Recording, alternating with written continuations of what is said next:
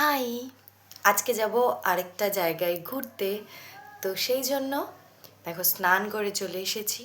আজকে শ্যাম্পু করেছি চুলে। তো চলো, let's get ready with me. এই শাড়িটা আজকে পরবো ভাবছি।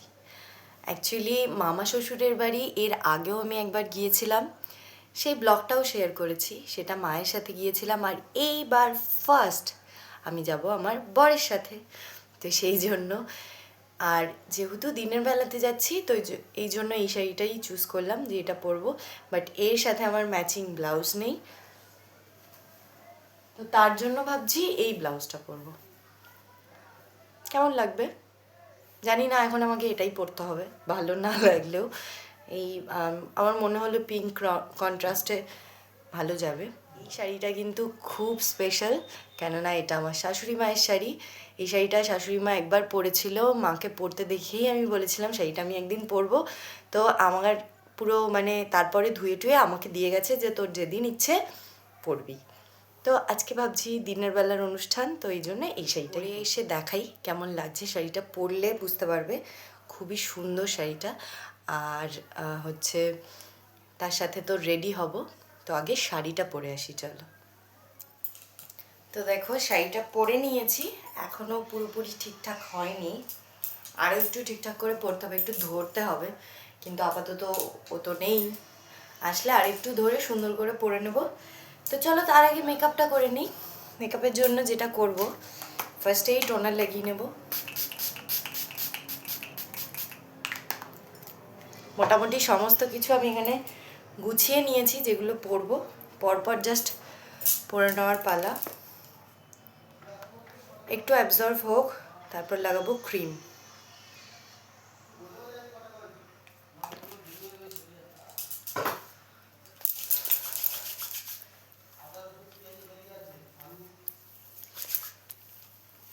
টাইম এত কম, আমার এখন সময়ও নেই যে ওয়েট করব টোনারটা শুকানোর। তো দুটোই একসাথে লাগিয়ে নিলাম।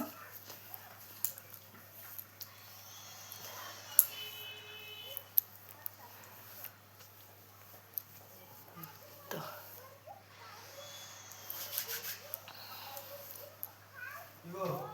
হ্যাঁ,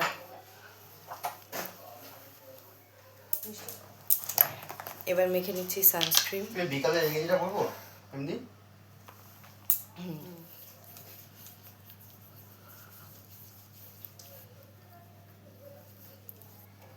এমনি কাজের 7টা পড়েছে, এটা করে কাজে যাই।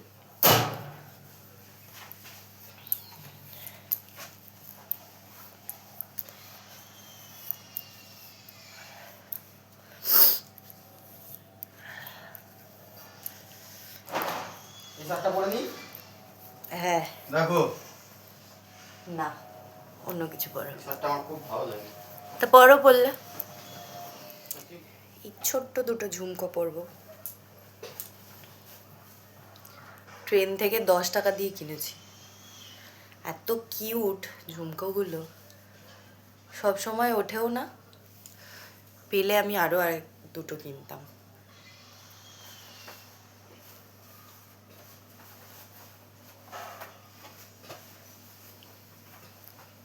কখন যে যাবো। আচ্ছা, ভিডিওটা দেখে নিশ্চয়ই বুঝতে পারছো যে কোথাও ঘুরতে যাচ্ছি। আসলেই যাচ্ছিলাম মামা শ্বশুরের বাড়িতে, যেটা তোমাদেরকে ভিডিওর প্রথমে জানালামই। যাই হোক, আসল কথাটা বলি। এই ভিডিওটা অনেকটা পুরনো ভিডিও, অনেকটা মানে অনেকটা পুরনো। এবার এত পুরনো ভিডিও, মানে এটা ওই ডিসেম্বরের ভিডিও, কেন এখন ছাড়ছি? আসলেই তার কারণ আছে। কিছুতেই ভিডিওগুলো এডিট করে আমি ঠিকভাবে প্রেজেন্ট করতেই পারছি না, জানি না কেন। আমি প্রচণ্ড কাজে ব্যস্ত, নাকি আমি টাইম ম্যানেজ করতে পারছি না, না আমার কাজের পরিমাণ এতটাই বেশি যে আমি কিছু সেটেল করতে পারছি না। মাঝে মাঝে নিজের উপর ভীষণ রাগ হয় যে কেন আমার দ্বারা হচ্ছে না সব কিছু, কেন আমি সব কিছু মেনটেন করতে পারছি না। ঘর সংসার কাজ, নিজের ভালো লাগাগুলো। এই ভালো লাগার কথা বলতে গিয়ে এটা বলতেই হয়, ভিডিও করাটা কিন্তু আমার ভালো লাগা। আমি আবারও বলছি, এই ভিডিও করার মাধ্যমটা আমার ভীষণ একটা ভালো লাগার জায়গা। কোথাও গেলে আমার মনে হয় যে ওই মুহূর্তগুলো হারিয়ে যাবে, কিন্তু আমি যদি একটা ভিডিও করে রাখি তাহলে আমি পরবর্তীকালেও ওই ভিডিওগুলো দেখতে পারবো। আমার বয়স হয়ে গেলে আমি ওই ভিডিওগুলো দেখতে পারবো, নিজের মধ্যে আনন্দ পাবো। তো সেই জন্যই ভিডিওগুলো করা। তো কিছুদিন আগে আমাকে একজন বলছে, তোমার তো লাইক হয় না, কমেন্ট হয় না, কেন ভিডিও করো? সত্যিই কি আমি লাইক কমেন্টের জন্য ভিডিও করি? আমার ভিডিওতে হার্ডলি লাইক পড়ে 10 থেকে 15টা, তাও কখনো পড়ে না। আবার কমেন্ট হয়তো 2-3টে। তো যদি সত্যিই সেই কারণে আমি ভিডিও করতাম, তাহলে এতদিনে তোমাদের মনে হয় না আমি ভিডিও করা বন্ধ করে দিতাম? কিন্তু না, আসলেই নয়। আমার লাইক কমেন্টের, হ্যাঁ, লাইক কমেন্ট ভালো লাগে না আমি এটা বলছি না, কিন্তু আমার ওই রকম কোনো ব্যাপার নেই যে লাইক কমেন্ট করলো কি করলো না। সত্যিই আমার ভিডিও করাটা ভীষণ ভালো লাগে, আমি সেই জন্য করি। আর তাছাড়া আমি যেই মোমেন্টগুলো এনজয় করি সেগুলোই আমি দেখানোর চেষ্টা করি। এবার কিছু কিছু জায়গা, যেমন ধরো এই যে আমার মামা শ্বশুরের বাড়িতে গিয়েছিলাম, আমি যা যা করেছি সেটা হয়তো আমি মুখে বললেও সবাই বুঝতে পারে না, বিশেষ করে আমার আত্মীয় স্বজন, আমার মা। কিন্তু এই ভিডিওটা যেহেতু করেছি, মা দেখলে বুঝতে পারবে, ও আচ্ছা আচ্ছা, ও ওখানে গিয়ে এই এই জিনিসগুলো করেছিল বা এই এই আনন্দ করেছিল। তো সেই জন্যই, এর মানে এই নয় যে এই ভিডিও থেকে আমার লাইক কমেন্ট পেতেই হবে, না হলে আমার সংসার চলবে না, হ্যাঁ, না হলে আমার মন খারাপ হয়ে যাবে। একদম সেটা নয়। তাহলে সত্যিই আমি অনেক দিন আগেই হয়তো ভিডিও করা বন্ধ করে দিতাম। জানো তো, কিছুদিন আগে আমার ঠিক এই রকমই একটা মনোপ্রীতি হয়েছিল যে আমি, তোমরা জানো কি না জানি না, এই পেজটা যেটা মৌসুমি পাল ফেসবুকের পেজ, এই পেজ থেকে আমি কোনো দিনও ভালো কিছু করতে পারবো না, কেননা পেজটাই আসলে পুরো খারাপ।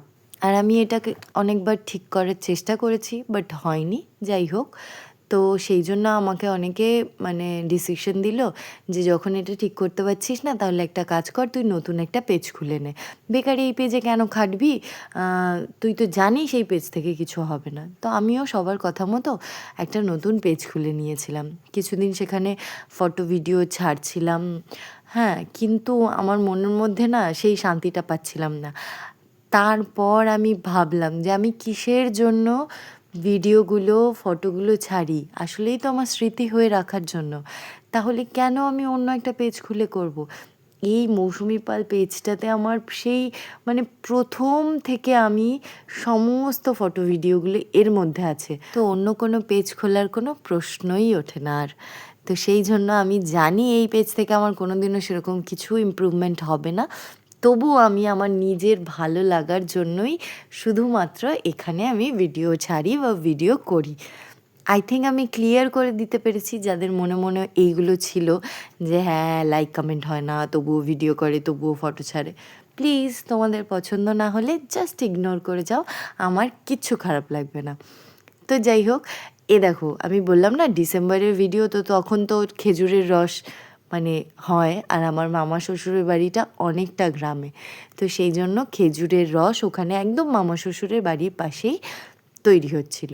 আর এখানের চারপাশটা ভীষণ সুন্দর, আর সেই জন্য আমি রাস্তায় বেরিয়ে বেশ আশপাশটা ঘুরে দেখছিলাম।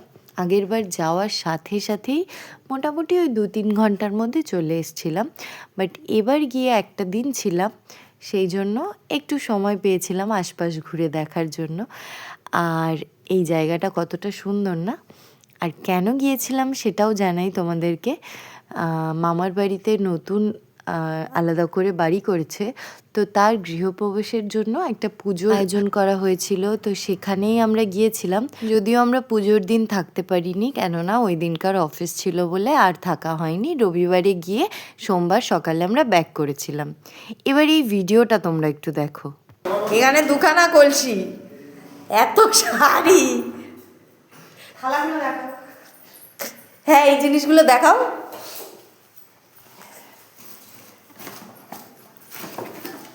এই এত কলসি, কলসি না ঘটি, হাঁড়ি, মানে ব্রাহ্মণ পুরো 1 বছরের সংস্থান করে নিয়ে যাচ্ছে। বাবা, ভালো ভালো কাঁসার থালা, মা ওর বাড়িতে আর কিছু কিনতেই হবে না। এটা এত ভালো ভালো দিয়েছে এখানে, একটু পাতলা পাতলা লেগে গেছে। হ্যাঁ, এই থালাগুলো দেখো কি ভারী। দুটো থাকলেও বাড়ি তো আছে, পাতলা নর্মাল মাল দিতে পারছে। হ্যাঁ, যথেষ্ট ভালো ভালো কিনেছে, এত ভালো কেনার দরকারই ছিল না। ওরে মা! হ্যাঁ, তোমাকে আবার খাটতে হবে। আবার ঢুকাতে হবে। পরে দেখতে পারবে যে এত জিনিস নিয়েছে।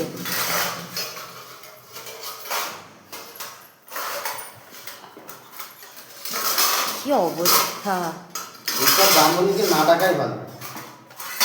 আবার শুধু রেশনের চালটুকু দিয়েছে বলে ওই জন্য আবার এত কথা বলছে ওনারা। আর আর পাতিও না, আর পাতিও না। দাঁড়াও, হচ্ছে যখন আমার মামা কমিয়ে কমিয়ে এটা হচ্ছে তোমার দামের সাধ্যের থেকে বড় দাম হয়েছে। এই হলো ব্রাহ্মণ সামগ্রী। বয়ে যাবে। ছটা লাগবে। দিয়ে দেন তো, ছটা লাগবে তো। হ্যাঁ, তা 6টা তুমি জানো। এগুলো সব নিয়ে যাবে। তোরা তো চুল করছিস না। আর তুমি যাওয়াটা হিসেব করো। চার পিস। তা 4 পিস আমি আমার ব্রাহ্মণের ধান, এটা আতপ চাল। ওটা সিদ্ধ চাল, এটা আতপ চাল। আরে ওরা এই তো যে দিতে পারে, একটা মন্দিরের বাড়ি বস্তা দিয়ে, দিতে একটা জেঠিদের বাড়ি, এই যে, একটা বস্তা, এত বড় বড় বস্তা। একটা বাঁশিদের বাড়ি। দেখি সরো সরো সরো। এই একটা অবস্থা। আরে ধান ওটা। এটা এদের ধান আছে। ওই ব্যাগগুলো ঢুকিয়ে দাও। 6 মাস বাজার করবে না ঠিক করেছে ব্রাহ্মণ, তাই এত তেল নাও। আর এই যে এখানে এত শাড়ি কাপড়, দেখলো না, চলে গেল। এখনো শেষ হয়নি।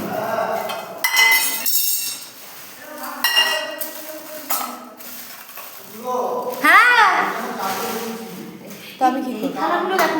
এই দেখো, এদিকে আসো, এখনো শেষ হয়নি। এই যে আবার এতগুলো, এই থালাগুলো কি ভারী দেখো। এখনো শেষ হয়নি, এগুলো আরো আছে। ব্রাহ্মণ তো বাবা। চাইছেন এরা ফটো তুলতে চাইছে। নাও নাও নাও, এই যে বার্থডে বয়।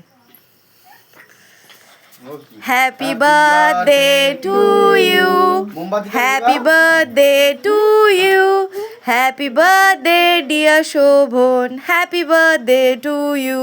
হাতালি দাও ফার্স্ট টাইম মাকে। দৌড়াদৌড়ি করে কোথায় আসছিস? তারপরে তারপর দিদিকে, তারপর দিদুনকে। আমি খাইয়ে দিচ্ছি। না, আমার খেতে হয় না, তোমাকে খেতে হয় আজকে। এই যে বৌদিকে, বাবা। রাতের বেলা আমরা একটু আমার মামার ছেলের জন্মদিন ছিল, তাই সেলিব্রেট করেছিলাম। আর বেশ মজা আড্ডাতে রাতটা কেটেছিল। আর সকালবেলায় তোমাদেরকে চলো প্রত্যেকটা রুম একটু ঘুরিয়ে দেখাই, কেননা এক্ষুনি বেরিয়ে যাব আমরা। তো তার আগে ভাবলাম তোমাদেরকে রুমগুলো দেখাই, কেমন হয়েছে বাড়িটা। খুব সুন্দর হয়েছে। আর এইটা হলো প্রথম রুম। এবার চলো পরপর প্রত্যেকটা রুম তোমাদেরকে ঘুরে দেখাই। তো থাকতে পারলে খুব ভালো লাগতো। পুজোর দিন যজ্ঞটা ভীষণ বড় করে হয়েছিল, তো থাকতে পারলাম না শুধুমাত্র অফিসের জন্য। অফিসে প্রচণ্ড প্রেশার ছিল তখন, তো সেই জন্য আর পসিবল হলো না থাকা। আর প্রচুর লোক নিমন্ত্রিতও ছিল।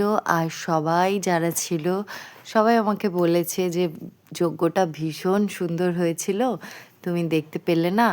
আর সত্যি বলতে আমিও ওই টাইপের যজ্ঞ দেখিনি কখনো, সেই জন্য আমারও খুব দেখার ইচ্ছে ছিল, কিন্তু হলো না। ঠিক আছে। আর নিচের রুমগুলো তোমাদেরকে দেখিয়ে দিলাম। 2টো রুম আছে, আর একটা রুম বন্ধ আছে, আর একটা কিচেন আছে, আর ওয়াশরুম। আর এবার চলো ওপরটাতে যাই। ওপরেও 3টে রুম। তো চলো তোমাদেরকে দেখাই কেমন। আর ওপরের একটা জিনিস আমার ভীষণ পছন্দ হয়েছে, প্রত্যেকটা রুমের ব্যালকনিগুলো। এখান থেকেও দেখো ভিউটা অসাধারণ। আর চলো এবার রুমের ভিতর থেকে তোমাদেরকে দেখাই, ওখান থেকে মানে আরও ভীষণ সুন্দর ভিউ। আর সবচেয়ে বেস্ট পার্ট আমার লেগেছে ওই ব্যালকনি। আর এই রুমটাতে রাত্রিবেলা ওরা শুয়েছিল, সেই জন্য একটু নোংরা আছে। তো ওটাকে ইগনোর করে যাও। চলো তোমাদেরকে এবার ব্যালকনিটা দেখাই। এখান থেকে ব্যালকনির ভিউটা এত সুন্দর। আর যেহেতু মামার বাড়ির পাশেই একদম বিশাল বড় মাঠ, ভিডিওর প্রথমেই যখন আমরা মামা বাড়িতে পৌঁছালাম তোমাদেরকে আমি দেখিয়েছিলাম বাড়িটার সামনের দিক থেকে, তো এই মাঠে দাঁড়িয়েই দেখিয়েছিলাম। শীতকালের এই কুয়াশাচ্ছন্ন মাঠটা এই ব্যালকনি থেকে দেখতে কিন্তু খুব সুন্দর লাগছে। আর এই গরমে এরকম ঠান্ডা ঠান্ডা একটা ওয়েদার দেখতে তোমাদের কেমন লাগছে অবশ্যই জানিও। তো চলো এবার সেকেন্ড রুমটাতে যাই। এটা তো দেখিয়ে দিলাম, এটা একদম এন্ট্রেন্সের সোজাসুজি এই রুমটা। এখানে হচ্ছে কিচেন, আর আজকে যেহেতু পুজো তো সেই জন্য সমস্ত কিছু এখানে গোছানো গাছানি চলছে। তার পাশেই ওয়াশরুম, আর ওয়াশরুমের পাশেই রয়েছে আরেকটা রুম। তো এই রুমটার কোনো ব্যালকনি নেই, তবে এই রুমটাও বেশ সুন্দর। আর যেহেতু গ্রামের চারপাশটা ভীষণ সুন্দরই থাকে, আমার তো গ্রাম ভীষণ ভালো লাগে, তো সেই জন্য পাশে একটা সুন্দর পুকুর আছে ছোট্ট, তো ওই জন্য ভিউটা চারপাশ থেকে খুবই সুন্দর। তো এই রুমটা দেখিয়ে নিলাম।